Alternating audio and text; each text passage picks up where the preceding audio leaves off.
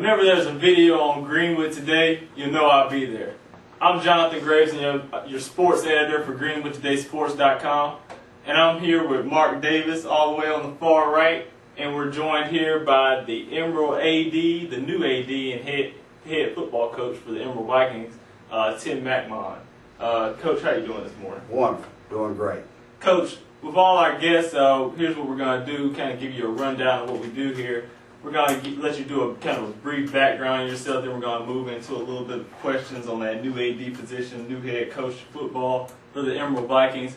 And also we're going to, get you on the hot seat, ask you some embarrassing questions, kind of get you sweating here a little bit early in the morning. But first, starting off, like I said, can you give us a little brief background on yourself to kind of give the viewers out there? Well, how much time do we have? Well, How brief do we need to be? Because I can be real brief. Let's see if we can cut it a 2-minute drill. 2-minute drill. When you getting on up the age I have, it takes a hard time to go through. But I suppose you're wanting pretty much the coaching end of it. Right. Well, I started off coaching where I went to college. I was fortunate enough to be given an opportunity to be a student coach at Catawba College. I wasn't a very good player. My head coach recognized it. For me to keep the money, he said, "You need to start coaching because you ain't helping us play it." And for my body's sake, that's a good thing. So I kind of started cutting my teeth as a junior in college and got to be coaching. And that led me to become a graduate assistant football coach at the University of North Carolina, where there's a lot of good experience and learned a lot and got to travel and see a lot of good things. And fortunate enough to go back to Catawba after that as a football coach and actually started making a little bit of money doing it.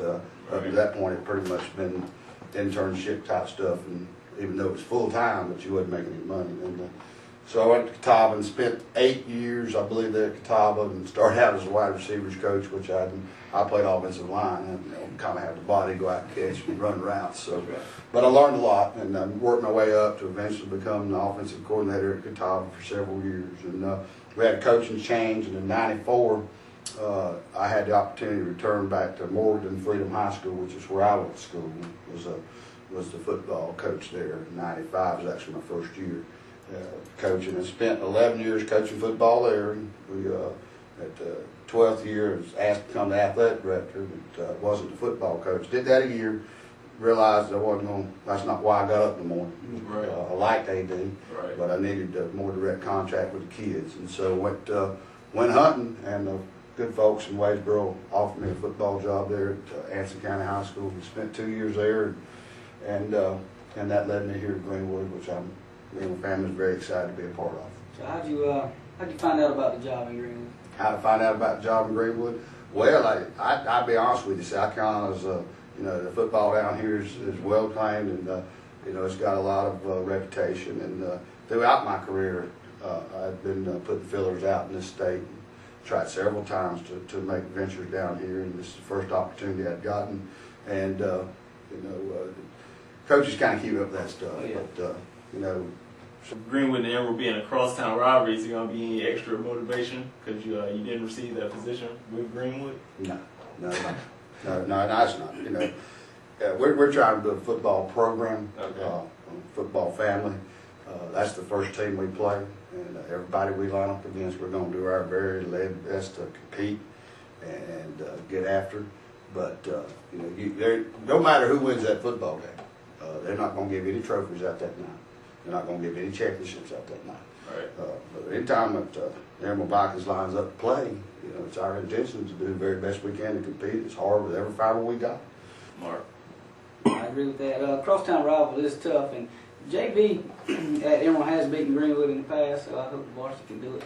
They come close, but we still pulling for them to do it. I think it'll be a big upset, and I'll be happy for it. Well, it'll be a big upset, but the first thing is we got a lot of work to do before we start talking about winning any football games at this point. We've got to get back and concentrate on the basic fundamentals of the game, and we'll be there. That's right. You talk a little bit about your coaching staff. Were you able to bring some of your assistant coaches over from Anson High School, or did you inherit most of that Clowney administration? Well, in high school football, you shouldn't think on it like the college. When the coach comes in, he gets to bring everybody in. That doesn't happen anywhere.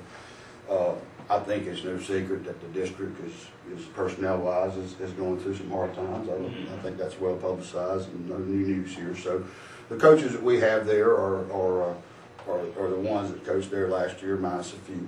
But we're getting on the same page. We've had a lot of great conversations, and we're going to move forward. I think we'll get the job done. We're short a few coaches, but I think most people are fine that they're in that situation right now. So, no, we haven't brought any new people in yet.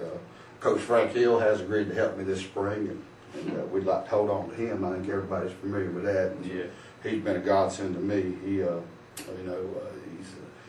He and his wife had taken me in when I was coming down in April. I've got a place now, but the coach is he's a special man, and I haven't gotten to know him as much as all this community, but I've got to know him pretty well because I spent the night with him.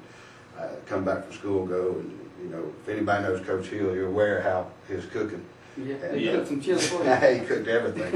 But I kept telling Coach, I kept wanting to talk to him about football, but he had a strategy. He just filled me up so much. Yeah. Him and Wanda filled me up so much. Time we got around football, I was ready to go to sleep. But, talking about Frank Hill, we'll just move on with that. With the Frank Hill era, I know that he had a philosophy of running the ball a lot, and then later on in his years, he started mixing it up a little bit, and they actually won the state in '98 on a hook and ladder play. mm-hmm. Then you come in with Mr. College coach Matt Bryan, who he had a couple of 1,000-yard rushers, and I think they might have ran the ball 10 times all year. He threw it about 70-something times a game. He had a little air show going on. And then you come back to Clowney, and I think they went through every offense in the book. So what is your philosophy? What are you planning on doing at the beginning of the year? Well, we're a multi-eye team. Means we're going to line up the eye the first day and learn that, and then we're going to move some people around. But my roots are. I told Tez the same thing I tell everybody. My roots in coaching, the way I was born and raised in coaching. You win football games in high school by #1 playing great defense, getting everybody to run the football. You kick it well. You monopolize the football. You limit your mistakes.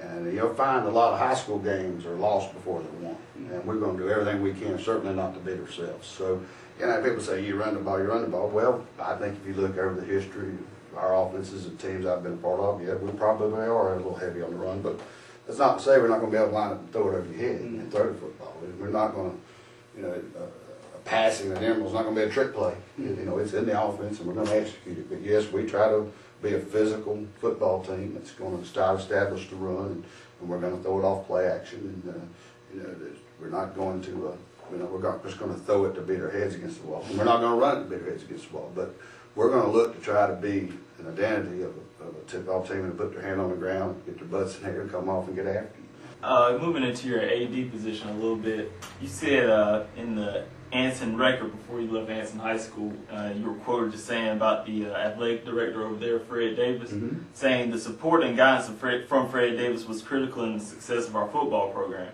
His leadership as athletic director has been the foundation from which we built our program. Knowing the importance of the position of AD to a football program, does that place any added pressure on you because you're kind of doing both duties as the head football coach and the athletic director? Well, it's more duties. That's simply put. Obviously it's more responsibility. I don't know about the pressure. I as an athletic director, I told all our coaches, what I'd like to be is a bulldozer. When I'm in the role of the athletic director, I want to remove as many hurdles and roadblocks for our coaches so they can go out and coach the game and get to the kids. And that's what an athletic director does. And I'd like to set the tone and understand that when our ball teams go compete, that they're classy, they're sportsmanship, they compete with every fiber. When the game's over, we're going to shake hands and the outcome will take care of itself.